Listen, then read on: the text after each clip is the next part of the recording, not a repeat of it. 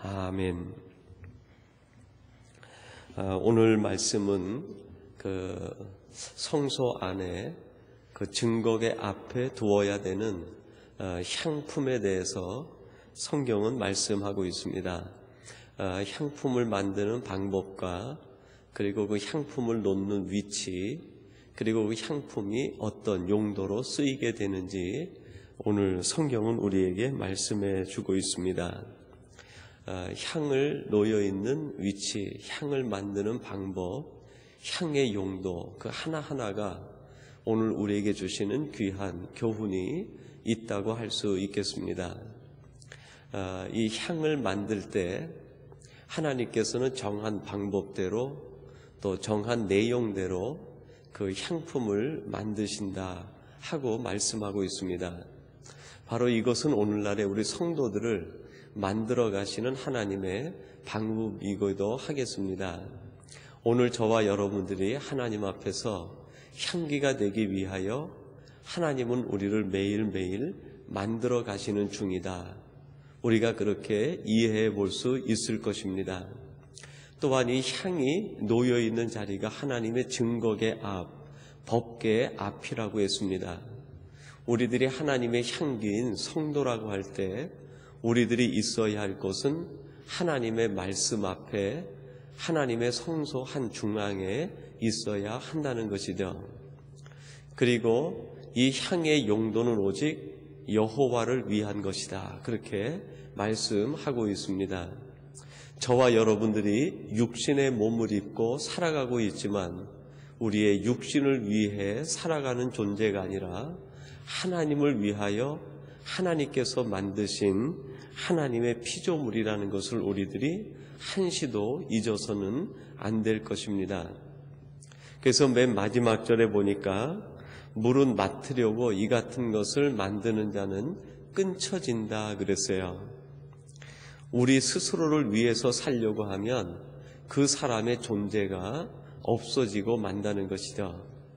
이 땅에서 우리들이 여호와를 위하여 살아갈 때 우리의 삶도 있는 것이고 우리의 인생도 있는 것이고 우리의 모든 삶의 내용도 있는 것이죠. 그러나 만약 우리 자신을 위해서 살아가려고 하면 세상에 우리가 무엇을 소유했든지 그것 관계없이 하나님이 우리를 볼 때 너는 없는 존재와 같다라고 하나님께서 생각하신다는 것입니다. 향을 만드는 방법, 향이 있어야 될 위치, 향의 용도, 이런 것을 성경은 일단 우리들에게 먼저 개론 형태로 보여주고 있습니다. 그것을 통해서 우리 자신은 어떻게 만들어져 가야 되는가, 그리고 우리들이 있어야 할 곳은 어딘가, 그리고 우리들은 무엇을 위하여 살아가야 되는가 하는 것을 먼저 여러분들이 함께 생각하면 좋겠습니다. 오늘 말씀은 이 향기가 성경은 여러 곳에서 기도로 표현하고 있는데요.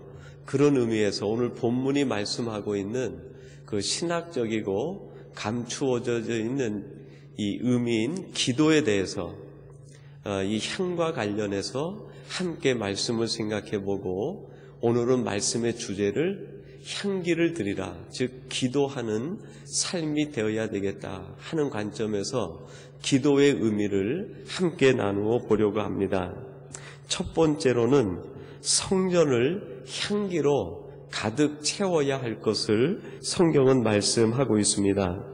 여러분 36절 말씀인데요. 우리 36절을 같이 한번 봉독해 보겠습니다. 36절입니다.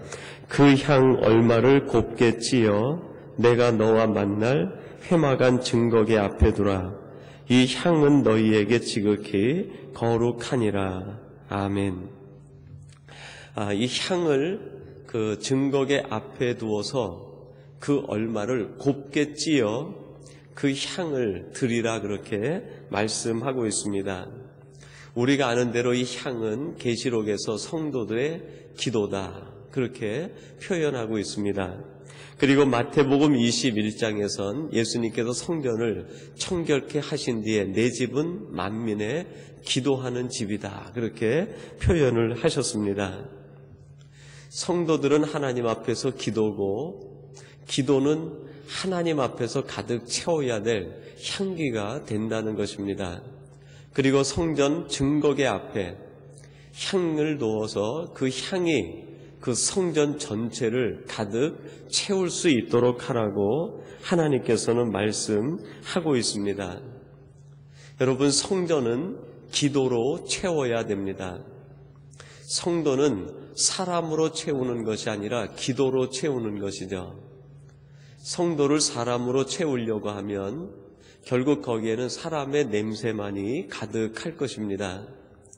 예수님께서 예루살렘에 올라가셨을 때 예루살렘 성전에서 예수님이 보신 것은 가득한 사람의 무리는 보았습니다. 그러나 그 성전 안에 가득 채워져야 될 기도의 향은 우리 주님이 보지를 못하셨습니다. 그래서 오히려 사람의 냄새로 채우고 있는 그 모든 사람들을 다 내어 쫓으시고 하신 말씀이, 내 집은 기도하는 집이다. 기도로 가득 채워야 한다는 것이죠. 여러분, 성전은 향으로 차게 됩니다. 냄새로 차게 되죠. 기도의 향이 차지 않으면 결국 그 공간은 사람의 냄새로 가득 차게 될 것입니다. 그러나 기도의 향으로 가득 채우게 되면 점점 사람의 냄새는 사라지고 말 것입니다. 우리 눈에 보이는 성전도 그러한 이치에 적용이 되겠지만, 우리 개인이 하나님의 성전일 때 우리의 내면도 똑같은 논리 이치가 있지 않겠습니까?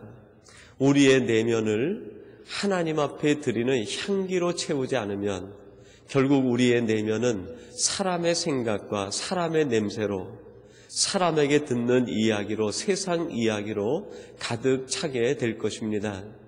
내 마음의 성전, 내 생각의 성전을 세상 것으로 가득 채울 것인지 하나님 앞에 드리는 향기로 채울 것인지, 오늘 그것이 우리들이 생각하고 결단하고 고백해야 될 것이 아니겠습니까?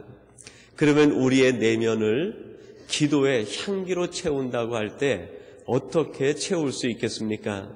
오늘 36절에 보니까 얼마를 곱게 찌으라 그랬습니다. 얼마를 곱게 찌어서 찌어진 것이 우리 안에 향기로 차게 된다는 것이죠. 여러분, 우리의 성전, 또 우리의 마음, 우리의 생각의 성전을 기도로, 향기로 가득 채우는 것은 무엇인가? 찌어지는 것이 있어야 됩니다. 무엇인가 찌어져야 된다는 것은 고통을 의미합니다. 스스로 자기 자신을 부서뜨리는 것을 의미합니다. 여러분, 교회에 아름다운 향이 차기 위해서는 그 누군가가 부서짐을 당해야 됩니다. 그 누군가가 찌어짐이 있을 때, 그 누군가의 눈물이 있고 피가 있고 아픔이 있을 때, 그것이 성전의 교회의 아름다운 향이 된다는 것입니다.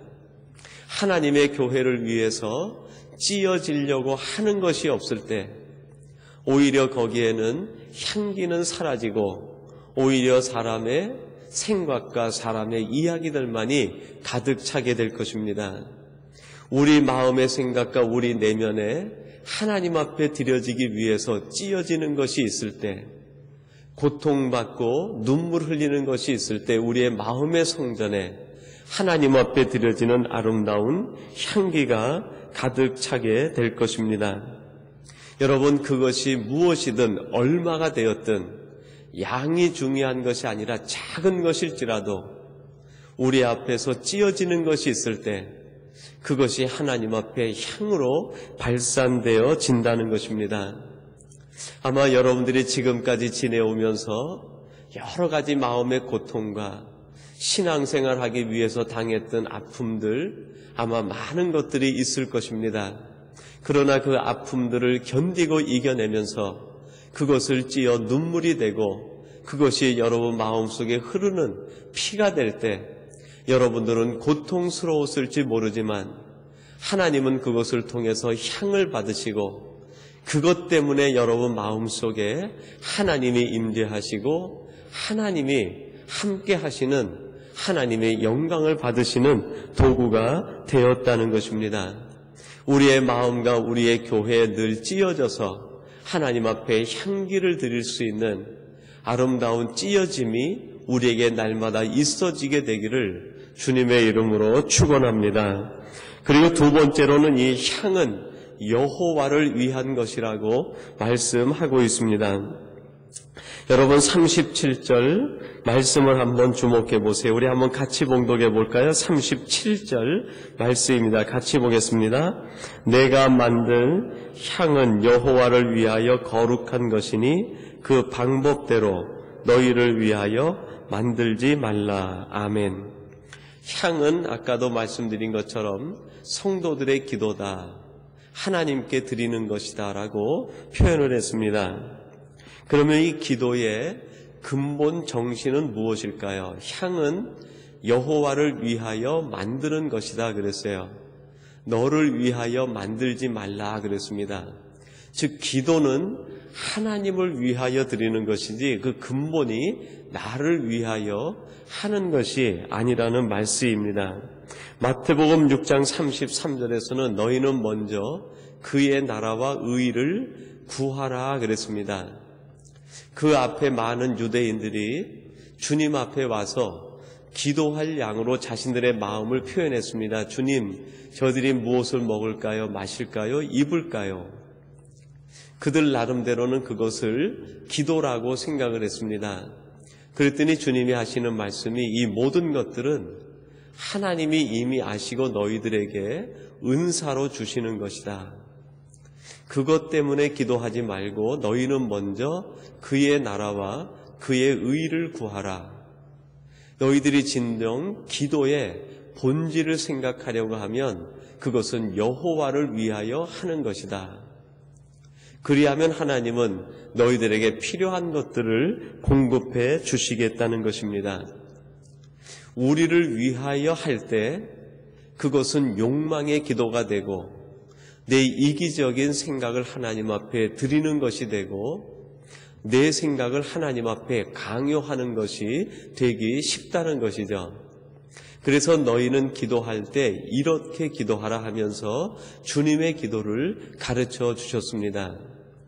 하나님의 뜻이 이루어지는 것, 우리에게 주신 것에 대해서 감사드리는 것, 하나님께서 내게 원하시는 삶을 살기 위하여 하나님 앞에 우리의 자신을 드리는 것, 날마다 하나님과 신령한 교제를 이루기 위해서 간구하는 것, 이러한 하나님 앞에 간구를 드릴 때 하나님은 그 기도를 들으시고 우리의 필요한 것들은 하나님의 방법대로 우리에게 주시겠다는 약속의 말씀입니다.